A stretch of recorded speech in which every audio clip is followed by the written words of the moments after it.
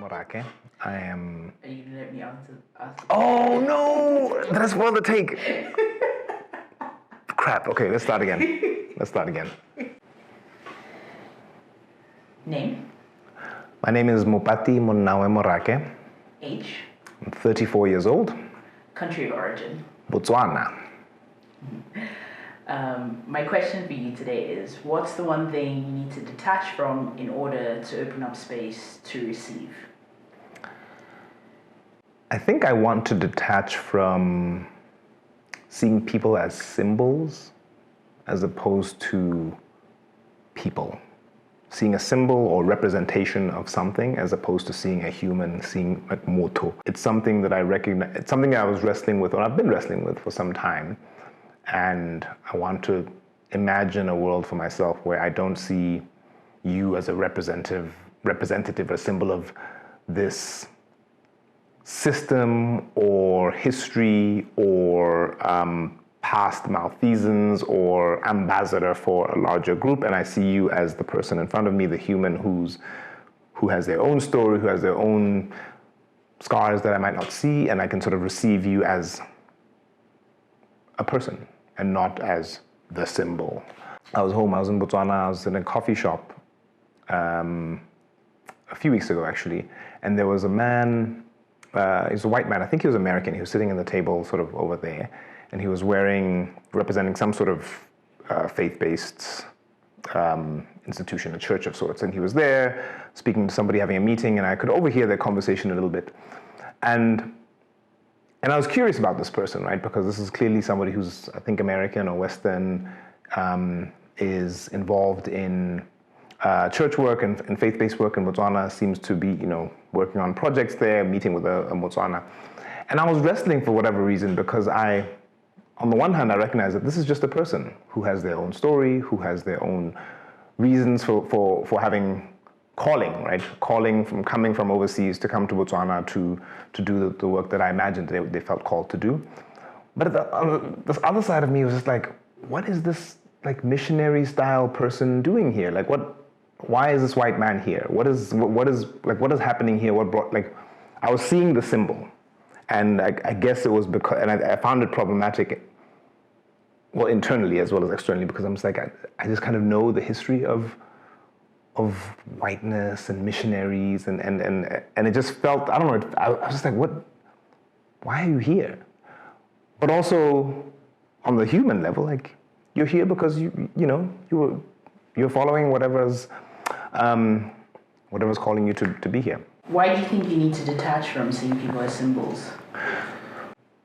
So I think what I'm coming to realize, and it's not just, I tell the story of that man as an entry point, but there are a couple of other people in my life where I want to detach from seeing them as representatives of a past thing that they've done, right? Like a past incident or past set of incidents or past role that they played or mistakes that they've made in the last role, right? So they represent this thing that happened that was not good, that was painful, that was hurtful, that was fraught. But that was in the past. And yes, those scars exist, but I don't want to walk into this space. I don't want you to walk into this space and me see this thing that happened in 2011 as the thing, the thing that I feel like we have to confront. I'm not saying absolve the past. I'm not saying, I'm not imagining some sort of Hollywood or just like sort of a selective amnesia. But I just think that there's something that holds you back when you're not able to recognize how this person has grown or who they are now, or even just the fact that they struggle like. Yes, they're an aunt, but they are also a human who struggles just like we struggle. But especially as like we grow together, right? So once upon a time we had this dynamic, and now the relationship maybe has shifted, and we can receive each other as who we are now in 2021, as opposed to who we were back then. When was the last time you felt somebody saw you as a symbol as opposed to just Mopati? It's a really good question. I mean,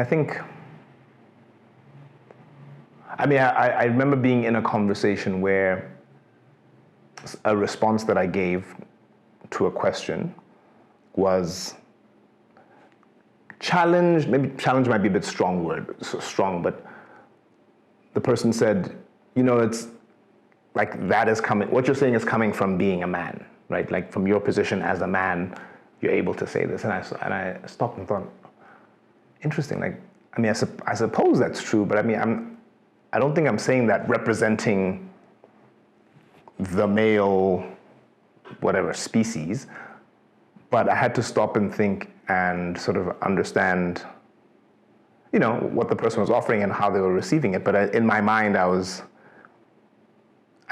had this thing of like, it's just me saying this. It's not the representative of the male voice and the male perspective. So that was I say that because it was not that long ago, and I remember, the comment being received as a male comment as opposed to a Mopati comment. How much of forgiveness plays a role in you seeing people as people versus symbols? It's something I need to get better at, like saying, like voicing it, because I think sometimes it's, like African families are not great at talking about things and sort of acknowledging things. We have a lot of, if you look, this is a hypothesis, but if you looked under the rugs of a lot of African households, there's just a lot under there, right? And maybe we're not good at intentionally saying, hey, like this thing, like it was hurtful, but I forgive you.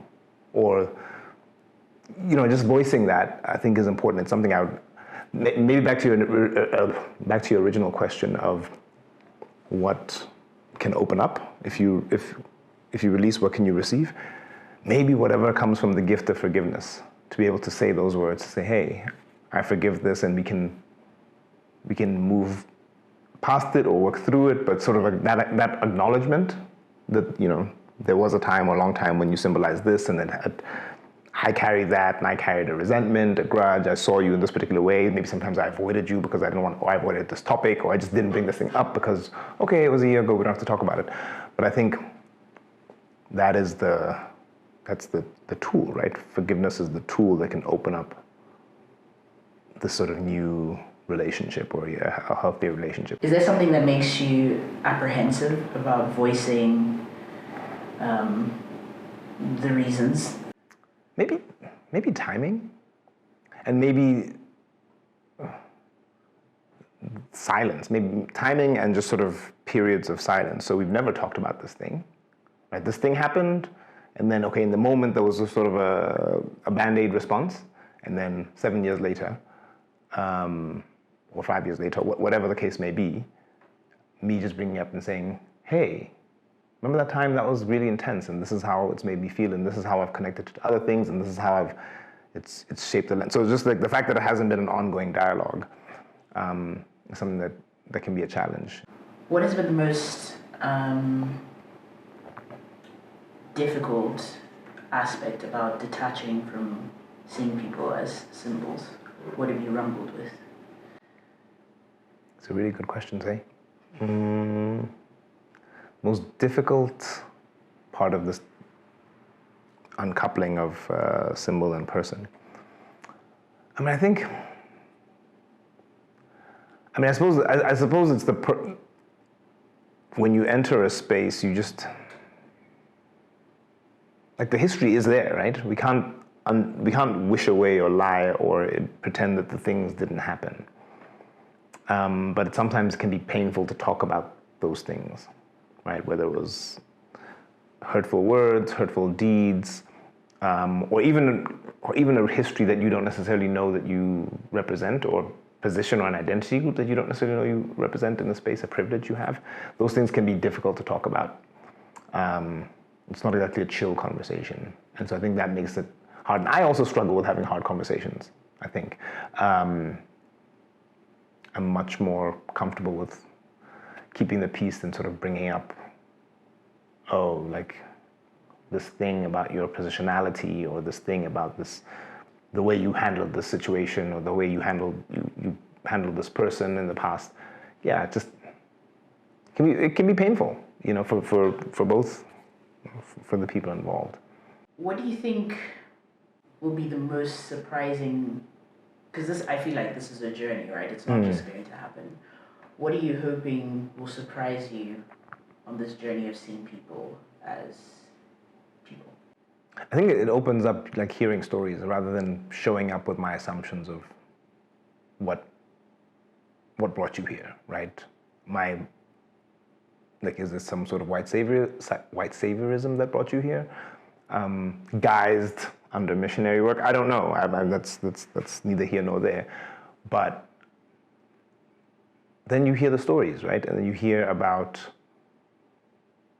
like why is home difficult for you? Well, hypothetically, right? I know I have a handful of friends and people I've met who are not from home, right? Who've come to work here, who've come to live here, start lives away from home, or the States or wherever. And the more you get to know them, you can understand that, okay, like home isn't easy for you, and home has been challenging, and something about this place creates home for you, and that's real to you, right? Because this is your life, and you get to author it, and that's what I can open. That's what I'm inviting myself to hear and understand. If I can, is to hear those stories and understand that we're all trying to figure it out for ourselves, right? We're not, we're all on these journeys, and I really hate to use a cliche here, but there is more to what you see than meets the eye.